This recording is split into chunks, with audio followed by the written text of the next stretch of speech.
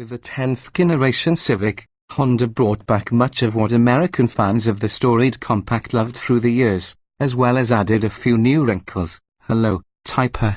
But as excited as we are for America's first ever Civic Type A, it's the return of the hatchback body style to the lineup that makes that even possible. Having already had positive experiences behind the wheels of the Civic sedan and coupe, it's time for us to strap our gear to the hatchback, which we tested here in its top-off-the-line sport touring trim level. A different ST, despite there being multiple racing series dedicated to touring cars, the words sport and touring aren't typically paired together on vehicles you can actually buy except for some Buicks, go figure, and grand touring is a whole other thing. That's because touring conjures thoughts of comfort and space, while sport centers on a more dynamic driving experience, often at the sacrifice of daily comfort or convenience.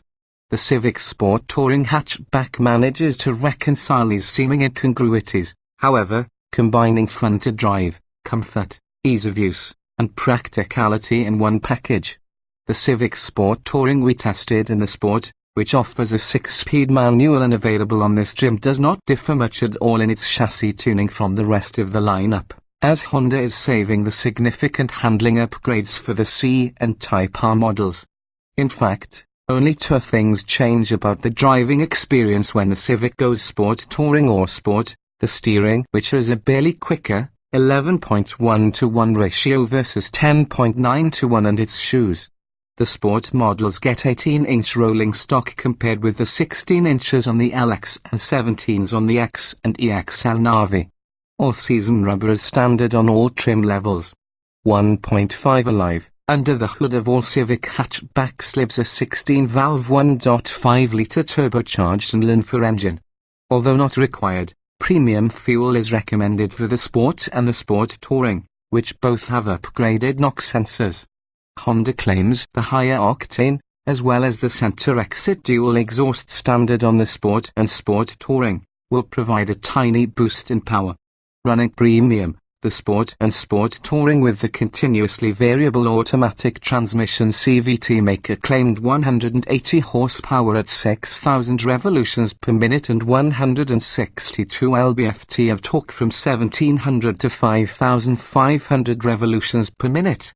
Burning regular unleaded, the Turbo 4 paired with the CVT makes a claimed 174 horsepower and 162 lb-ft at the same peak RPM, just as it does in the LX, X, and EXL, which have the standard NOx sensor and single-pipe exhaust. Although we prefer a manual transmission for vehicles with the word Sport in their names, the CVT is the only option on the Sport Touring trim. However, Honda's CVT is one of the best currently on the market, and it is a willing partner in getting the engine to rev and is responsive to throttle applications across the rev range. In our testing, the CVT and Turbo 4 combo powered the car from 0 to 60 miles per hour in 6.9 seconds, completed the 30 to 50 mph in 3.9 seconds, and ran the quarter mile in 15.4 at 93 miles per hour. While there are many hatchback competitors to this Civic, there are two primary benchmarks, the Volkswagen Golf and the Mazda 3. We've awarded both of those cars with multiple 10 Best Cars awards for their superb chassis tuning, well-designed interiors, and practicality. In terms of driving feel, the Civic hangs in with those standard bearers, and it slightly bests them in objective performance. An automatic 2016 Mazda 3 hatchback went from 0 to 60 miles per hour in 6.8 seconds, and a 2017 Golf TSI we recently tested did it in 7.3 seconds. Stopping from 70 miles per hour in 166 feet, the Civic also excelled in our braking test, with the firm and progressive pedal returning a stop 2 feet shorter than did the Golf, which has a reputation for strong brakes, and 5 feet shorter than the Mazda 3. The Civic hatchback has exemplary road manners, with quick and light steering that helps the car feel nimble. The McPherson strut front and multi-link rear suspension and well-tuned dampers keep body motions nicely in check during spirited cornering, while still providing a ride quality that's daily driver livable. Aside from an occasional coarse note coming from the engine bay at higher speeds, The cabin is quiet and well insulated from outside noises. The EPA estimates the hatch Sport Touring should reach 32 miles per gallon combined, but during our drive time, it achieved only 27 miles per gallon. That's 1 mile per gallon less than what we recorded for the Golf and 2 miles per gallon less than we achieved with the Mazda 3.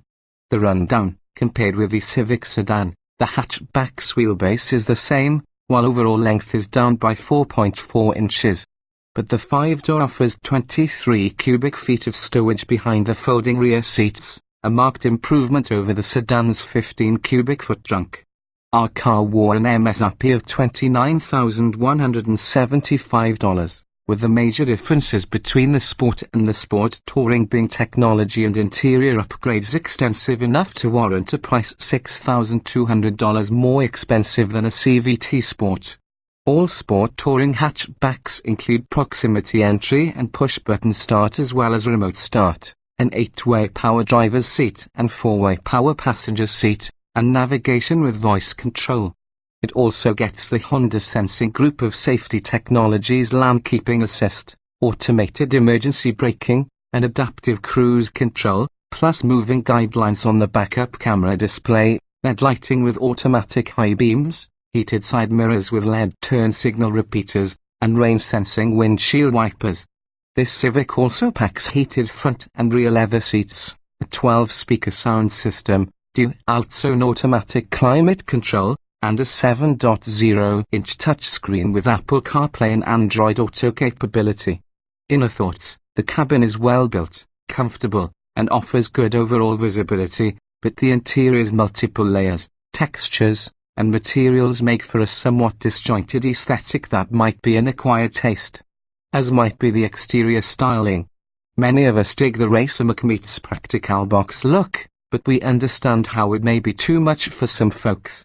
That said, the Civic offers many of the small, practical items that mark modern Hondas, such as a configurable center console cleverly designed with multiple storage areas and smart organization. The placement of one of the USB ports underneath the center tunnel can make for an awkward reach, however. The infotainment screen splits the difference between being fully built-in and the trendier look of a standalone tablet, resulting in a design with a small empty space behind the upper half of the screen that looks like a place for dirt and dust to accumulate. Operation of some infotainment functions is a source of frustration. We're not big fans of Honda's volume touch slider at the side of the screen, but that can be avoided with the clicking volume buttons on the steering wheel hub. The Civic's interior was designed just prior to Honda returning a volume knob to its vehicles. Expect a mid-cycle update to address this flaw. In addition, some screen menus are not intuitive, and the system lacks the ability to display functions such as audio and maps side by side. The screen does employ Honda's lane watch system, displaying the view from a camera on the passenger side mirror when the turn signal is activated. You can cancel this view with one touch at the end of the stalk or turn off the feature altogether. Some of our drivers found it annoying when the display replaced an active navigation map. Like the Golf and the Mazda 3, the Civic hatchback is a practical machine offering a balance of enthusiast-sating driving enjoyment and laid-back cruising ability. Of those three models, the Civic makes the boldest exterior design statement and, in this Sport Touring trim, packs a load of features for the cost. Just a few points separated the three in our recent comparison test of manual transmission models, which the Honda won, providing further evidence that the Civic has its mojo back.